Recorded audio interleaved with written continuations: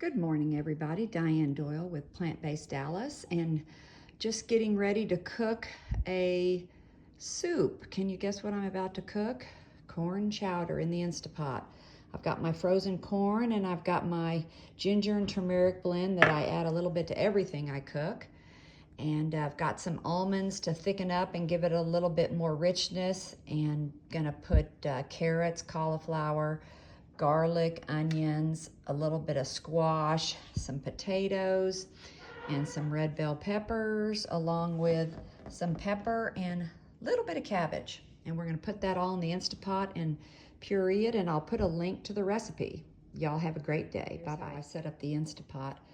I put in the onions, a little bit of the corn, and all those other veggies on the bottom because I'll puree this. And then in this part, I do not want to puree the carrots, the red bell peppers, or the potatoes for the rest of the corn that I'm going to put on top. So leave out some of that to be a little bit of chunkiness in the corn chowder.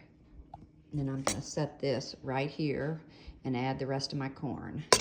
Here it is before I start the Instapot.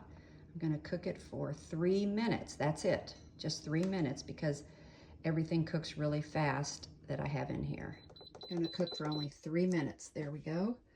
Now we wait for the 3 beeps. We make sure that the vent is closed. And once we hear the 3 beeps, we'll know